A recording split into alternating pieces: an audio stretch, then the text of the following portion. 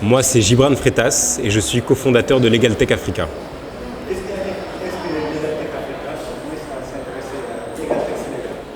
Alors, on va dire que déjà, le début de LegalTech Africa, c'est le constat que, le droit en France, moi je suis étudiant, j'étudie à Paris. Juste après mes études, j'étais très intéressé par la technologie. Donc j'ai vu que déjà le droit en France se transformait grâce à la LegalTech. J'ai certaines origines africaines, mon père est togolais. Alors je souhaitais voir dans quelle mesure les études que j'ai faites en France pouvaient aussi bénéficier à l'un de mes pays d'origine, qu'est le Togo. Alors j'ai vu que le droit, en tout cas des affaires, était très similaire au droit français. Donc j'ai vu que c'était une bonne opportunité pour me rapprocher de ce pays-là que je connaissais assez mal, pour aussi faire en sorte que mes études profitent, on va dire, au plus grand nombre, que j'essaye de voir comment participer à la LegalTech en Afrique. Et depuis, on a fait beaucoup d'événements dans une dizaine de pays en Afrique. Et on a rencontré le professeur Correa au Cameroun, à Douala, lors de la première étape.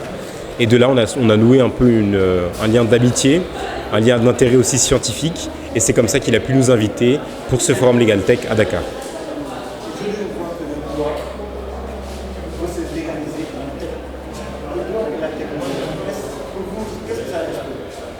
Alors le droit et la technologie, c'est tout d'abord une histoire d'une relation assez compliquée parce que la technologie est toujours en avance sur le droit.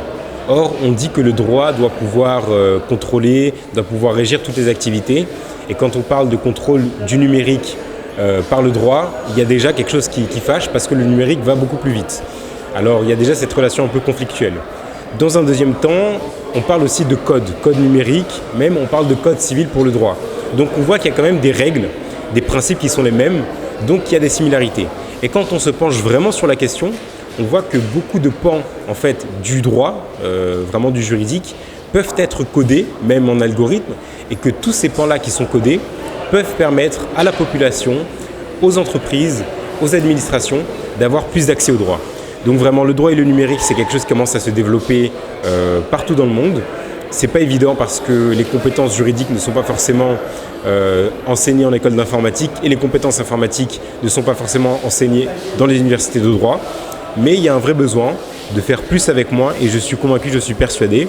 Aujourd'hui, il y a plus d'une cinquantaine de startups en Afrique, certaines qui fonctionnent très bien, que ça va permettre d'avoir plus d'accès au droit à moindre coût.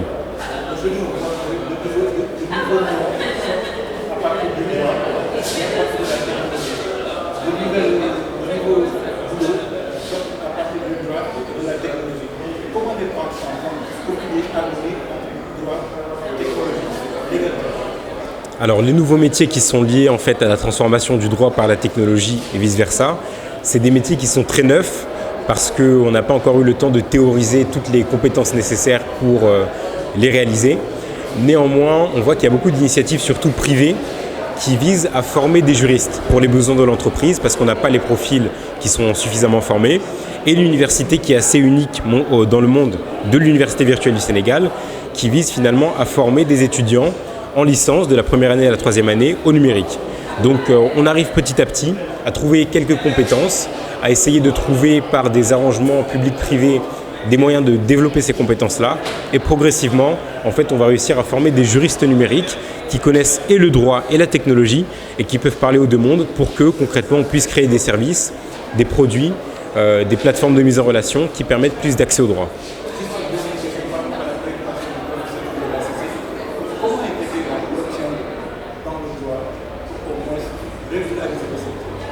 Alors la question de la blockchain et du droit, c'est une question qui est extrêmement vaste. Il n'y a pas une blockchain, il y a plusieurs types de blockchain. Je ne pourrais pas répondre à la question en peu de temps. Tout ce que je peux vous dire en termes de mots-clés, d'analyse, il faut aller voir ce qui se passe du côté des smart contracts. Comment est-ce que les obligations peuvent s'automatiser? Comment est-ce que le code peut s'automatiser? Il faut aussi voir en termes de gouvernance, comment est-ce que la blockchain permet de donner des rôles spécifiques à telle ou telle personne et d'automatiser finalement les actions de chacun en fonction d'éléments qui vont se produire indépendamment du système qui a été mis en place dans la blockchain. C'est un monde qui est très neuf. Celui qui peut vous dire la réponse serait, je pense, un menteur. C'est encore trop compliqué. Et heureusement qu'on a des gens comme le professeur Abdel Cissé qui mènent cette réflexion prospective d'excellente qualité, parce que c'est grâce à des gens comme ça qu'on arrive progressivement à trouver les cas d'usage, à trouver les pistes qui nous permettent finalement de trouver vraiment les liens entre nouvelles technologies de pointe comme la blockchain et le droit. Merci à vous. Merci.